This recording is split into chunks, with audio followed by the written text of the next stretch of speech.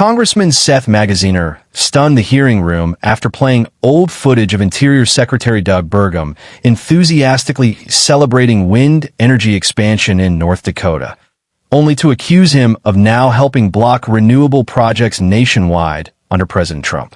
What followed was a fiery back and forth over wind power, battery storage, electricity prices, and whether the administration is ignoring its own energy data.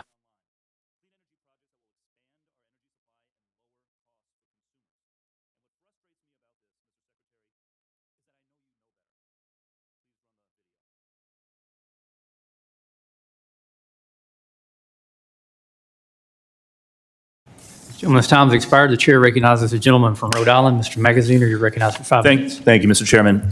Mr. Secretary, gasoline is over $4.50 a gallon.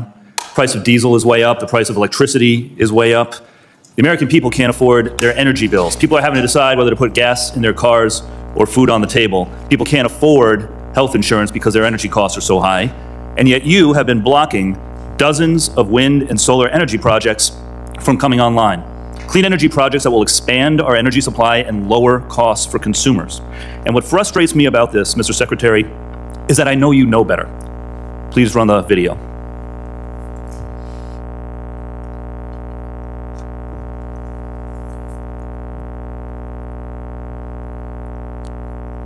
I think we need the audio. Because we are blessed with so many sources of energy, including our renewable sources. And so again, as we lead in our all-of-above energy approach, North Dakota has become the 6th leading producer of wind. We're not slowing down. So now there are over 2,000 wind turbines in North Dakota. We know that a number of those blades are manufactured right here in Grand Forks. We will not allow a windmill to be built in the United States. They're killing us. So my question is simple. Who is right about wind energy, Governor Burgum or President Trump?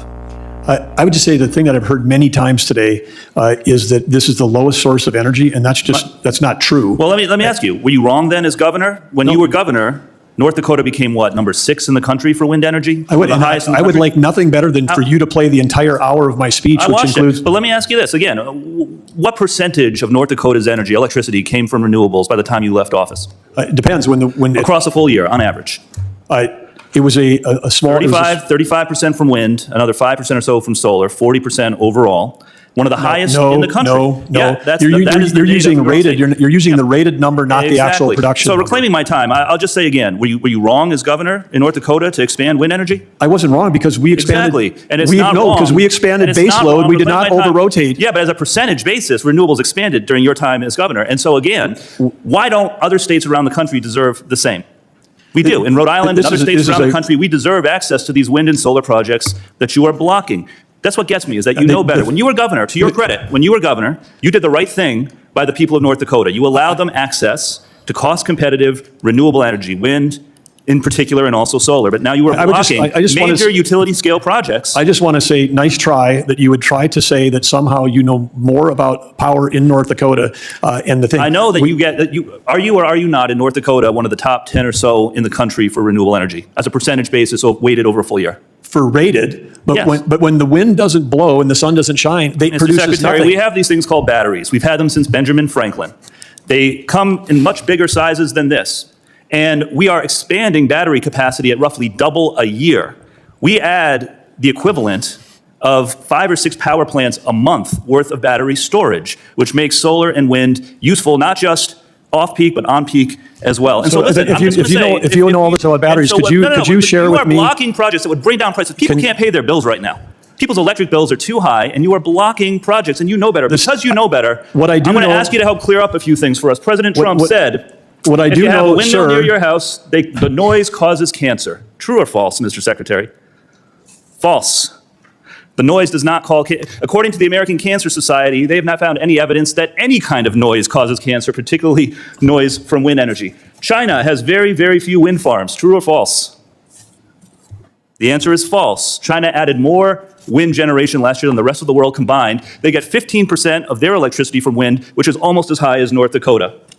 The most expensive form of energy ever, wind and solar, says the president. True or false? That's true. And not according to the Department of Energy. Under the Trump administration, the EIA under this administration projects that over the next 5 years, solar $58 per megawatt hour on average, wind $56 Combined cycle turbines, including natural gas, $77. So according to the administration's own data, that is not true. Enough of the games. The American people want lower energy costs. They want lower prices. Okay, they want these projects not blocked. And the last thing I'll say is this. Chairman Westerman, to his credit, has been working with both sides of the aisle to pass permitting reform, something that we need to do. The number one thing preventing that from happening is the administration playing games, blocking clean energy from getting to the grid. I'll yield back.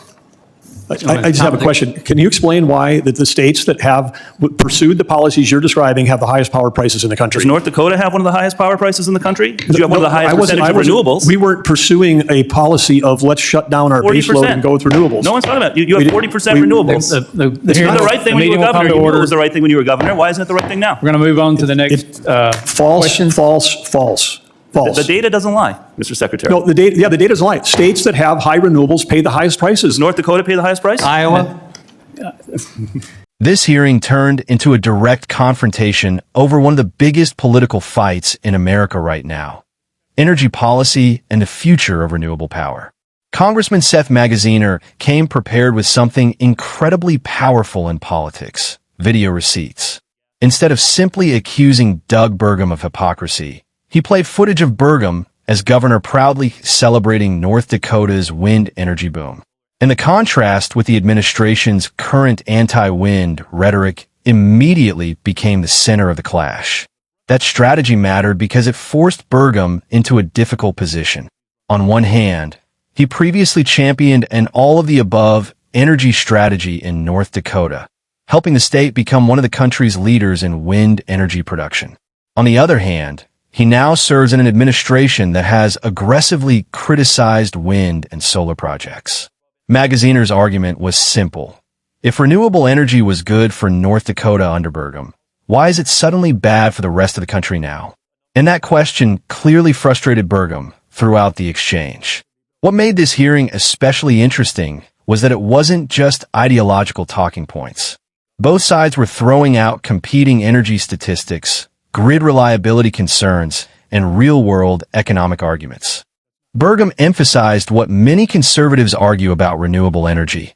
Wind and solar are intermittent. When the wind stops blowing and the sun isn't shining, you still need reliable baseload power for natural gas, coal, or nuclear energy. But Magaziner countered immediately with battery storage technology, arguing that grid-scale batteries are expanding rapidly and helping stabilize renewable energy generation. That moment symbolized the larger national debate perfectly. Critics of renewables focus on reliability, while supporters argue technology is evolving fast enough to solve those problems. Then came the political landmines. Magaziner directly challenged several statements commonly associated with President Trump's criticism of wind energy, including claims about wind turbine noise causing cancer and claims that China barely uses wind power. Burgum either rejected or struggled to fully defend some of those statements, which created awkward moments throughout the hearing. One of the strongest moments for Magaziner came when he cited the administration's own Energy Information Administration data, showing wind and solar projected to be cheaper than natural gas generation over the next several years. That allowed him to argue that even Trump administration numbers undercut claims that renewables are the most expensive form of energy.